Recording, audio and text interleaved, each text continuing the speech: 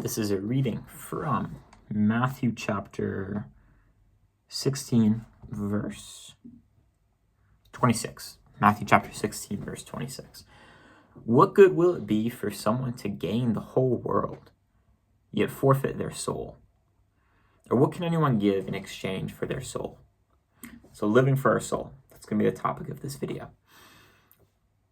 I think there's a difference, or a major difference actually, in living for the flesh or living for the soul. That's kind of how we're going to split up the dichotomy in this video, is sort of ways or gauges we can think of for living our life.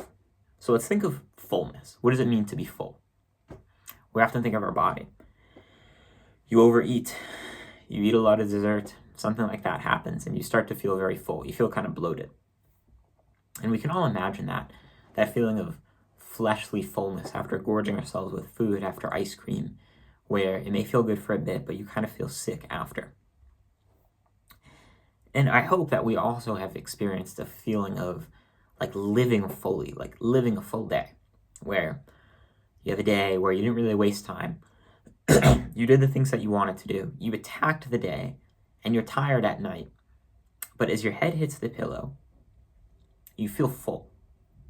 You feel like you've done all that you could that day to become a better person, to follow God's will, to follow God, whatever term you want to use. You feel full and complete. It's here that I sort of want to draw a parallel between living for the body, living for the flesh, living for the world, and living for the soul. Again, we're told here in this verse by Matthew.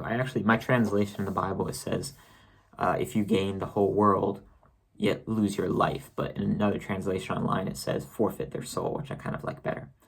What good will it be for someone to gain the whole world, yet forfeit their soul? Or what can anyone exchange for the soul?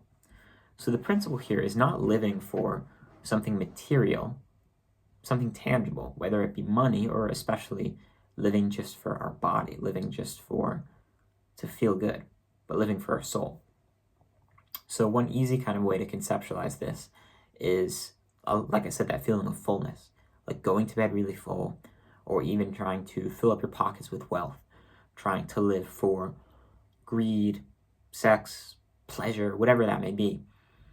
All those things are kind of run contrary to the soul, to what really matters, to what's inside of us. Another kind of example of this is in fitness. We could imagine someone living just for their body on like the outward appearance, like the vanity, the obsession with that, where, they're perfectly following this designed bodybuilding split. They're not going to do much cardio. They're not really going to push themselves. They're not going to test themselves. They're just going to do like the minimalist, exactly the amount they need to do for their body. And well, in the end, there are many ways, they start using steroids, taking TRT, growth hormone at a young age, whatever it may be. There are many kind of ways to kind of cheat to get that outward appearance. And then we could also imagine someone, on the other hand, who their training is for their soul. It's for their mind. This is the person who they're running, they're planning for an easy run, and they see a big ass hill. They're going to run up the hill. They don't care if it's not optimal, if it's not on their split, if it's not the right thing to do, if it hurts their recovery. But they know that by pushing their body up that hill, by mustering the courage to get up that hill, they will feel better afterwards. Their body may hurt, they may be out of breath, but it's not an exterior feeling or an exterior sense. It's that interior feeling in your soul, that feeling of being alive. I don't really get that feeling after doing a perfectly optimal 45-minute Mike Israetel bodybuilding workout of 6 reps or 7 reps on everything, because like this is kind of like very niche here, but like technically in lifting, rep range doesn't matter from 6 to 30 or 5 to 30 or whatever. You'll get the same results either way. But doing bicep curls with 6 reps, it's quite easy. It doesn't really fatigue you a lot mentally, physically. It's not really taxing or demanding. You don't really feel bad after. And you're still getting very similar results, and it's not mentally taxing. Doing 15, 10, 20 reps is a lot more mentally demanding. And you may feel kind of more fatigued after, but you feel better knowing that You've pushed yourself, you've pushed your body, you've pushed its limits, you've denied your flesh, and in that sense, you're training for your soul. Now, I will say, I do want to clarify. I think often these two realms kind of overlap, training for your body or training for your soul. One example we could say of this is fasting. You know, you're eating a lot, you're trying to lose weight, you're getting kind of big. You say, I'm not going to eat for a day. And you go a whole day, no food. Again, if you ever do fast, I would highly recommend water, electrolytes, coffee, or tea. Something like that really helps and makes a difference. But in this example of fasting, we do kind of see it is beneficial for your body and it is beneficial for your soul, and often they might overlap. It may not overlap with the best appearance, the most optimal way, but it is still pretty healthy and it does train your soul. So I'm kind of trying to highlight here this principle, this overarching principle of living your life when you're making decisions, of living for your soul, of living not for what is exterior, but what is interior. And that really is what matters most in this life. I couldn't find the quote, but I read this book, Searching for and Maintaining Peace by Father Jacques Philippe. I believe I'm saying that right, Jacques Philippe. And in it, he described that we should be living not according to, to define ourselves by some rigid schedule, some rigid ideals, but we should rather be living our lives in a way to cultivate the best interior and peaceful disposition as an openness and a willingness to follow God. Essentially, to live for our soul, to not be living in a way that we prioritize or we optimize for perfect health and longevity, for perfect money, for perfect pleasure, for what's easiest in our life. But we should be living in a way that prioritizes and puts forth our interior faculties, that puts forth as like the main benefactor our soul, to live for that. Why should we do that? Why should we do that, you might ask? Well, it's because the spirit is willing, but the flesh is weak. If we imagine, when we think of the cross, what do you think about? Again, I'm Catholic, so whenever I see the cross, Christ is on the cross in his body, in his suffering representing that. Christ's ultimate act of love for us was difficult. It was difficult for him to take on. How do we know this? The agony in the garden. Christ says, Father, if it is willing, let this cup pass from me, yet not what I will, but your will, but thy will be done. Now, what is difficult about that for Christ on the cross? We can put many different things and really try to go from a really fancy theology view on this of redeeming the world, bearing the weight of the sins, yada, yada, yada. But if you just look at Christ on the cross, it becomes obvious that it's physically painful. It's physically difficult, and it pains Christ to do that. It hurts his body, and he doesn't want to go through that.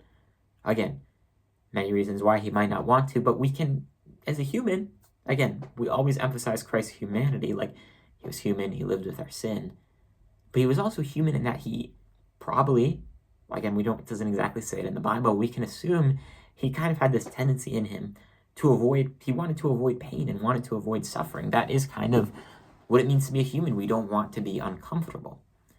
But yet for Christ's mission to be complete, for him to fulfill what he started, to forgive us of our sins, it required more from him. It required a sacrifice, and it required, unfortunately, an immense amount of pain and unjust suffering and torture. Christ's death on the cross for us.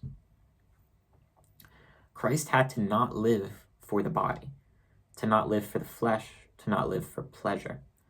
Rather, he lived for the soul, for following God's will, for doing what he was slated here to do, what the Father asked him to do, to die for us for our sins on the cross.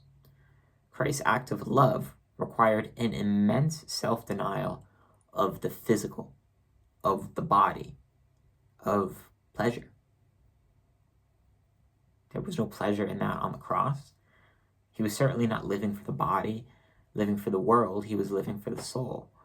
And it is through that death on the cross, that suffering on the cross, that the greatest act of love humanity has ever seen was revealed, because Christ wasn't focused on the exterior, because he was focused on the soul, on the interior, and he wasn't letting physical pain, physical discomfort, or anything like that get in his way.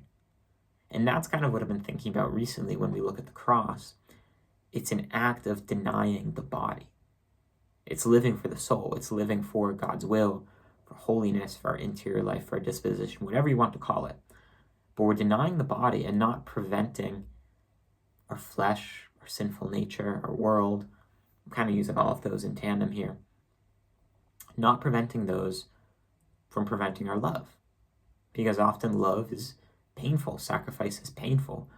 Doing the dishes for your mom may seem like a very simple thing and insignificant. And it is insignificant. Excuse me, not insignificant. It matters, but it pales in comparison to the pain Christ suffered on the cross.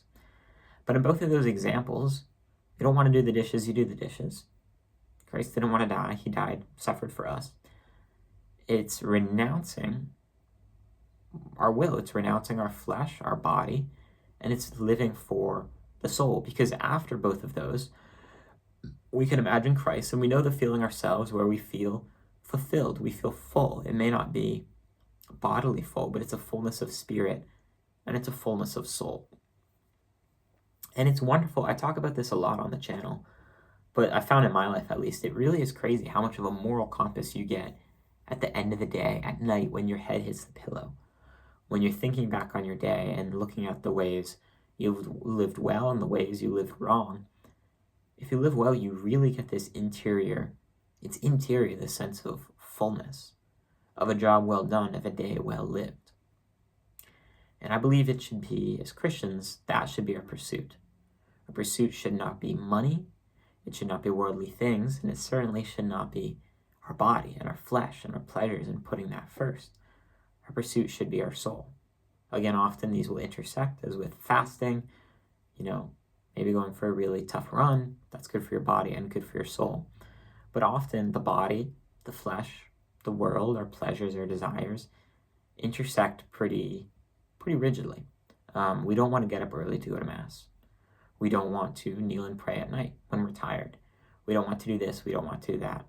So I encourage you all, when you're discerning, when you're making a decision, to imagine not how will this make me feel exteriorly, but how will I feel at the end of the day? When I'm tired and my head hits the pillow, how will my soul feel at the end of the day? How will this ring on my conscience? And to live for that, to live, to train, to eat, to sleep, to talk to other people, to do all of this, not as the world tells us to do it, but for our souls, for God's will, for Christ, whatever term you want to use there. I'm just kind of divvying it up, living for the body or living for the soul.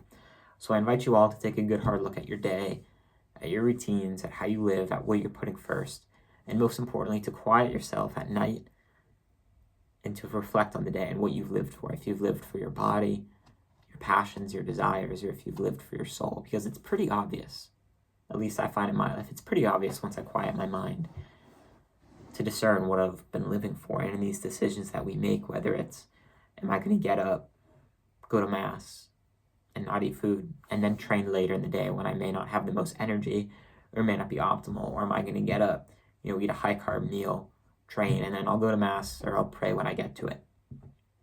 It's this decision to seek first the kingdom, and its righteousness, and all these things will be handed down to you. And to live for our soul where we imitate Christ, where we imagine Christ living for others, that interior disposition. Again, I'm kind of using many different words here, but I hope you get the sense. But that's it. That's the end of the video. Live for your soul, not for your flesh. God bless.